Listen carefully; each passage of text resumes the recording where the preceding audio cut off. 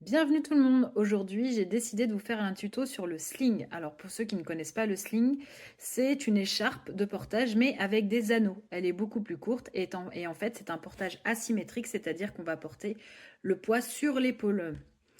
A tout de suite pour le tuto. Alors, on commence par installer son sling sur son épaule. Alors vous pouvez choisir l'épaule que vous préférez, ça n'a pas d'importance.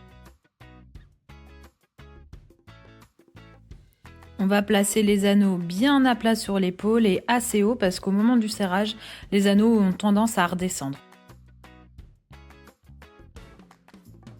Ensuite, on va venir faire des petites vagues avec le bout du tissu pour pouvoir le passer dans les anneaux.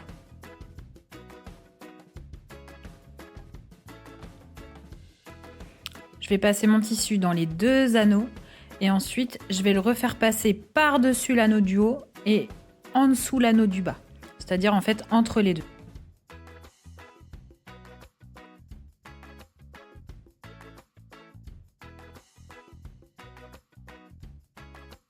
Maintenant, je vais essayer de mettre le tissu le plus à plat possible sur l'anneau. Le but, c'est qu'il y ait le moins de bourrelet possible dessus pour que le serrage soit le plus efficace possible. Maintenant que c'est fait, on peut installer bébé.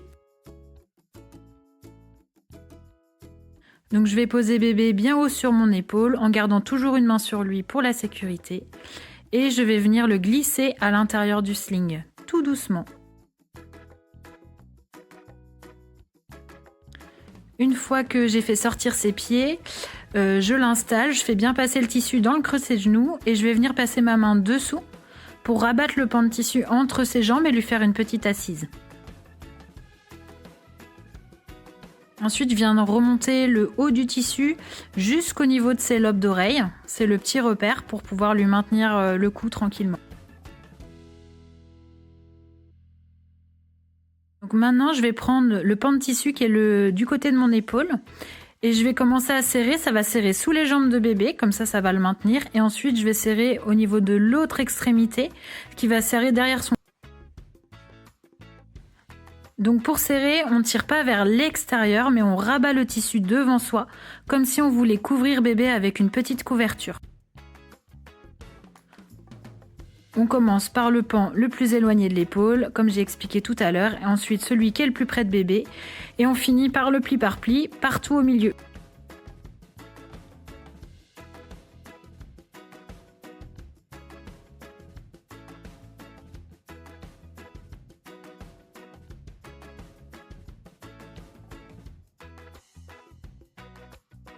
Je fais bien attention que le tissu soit bien tendu dans le dos de bébé, qu'il n'y ait pas de pli pour pas que ce soit inconfortable pour lui.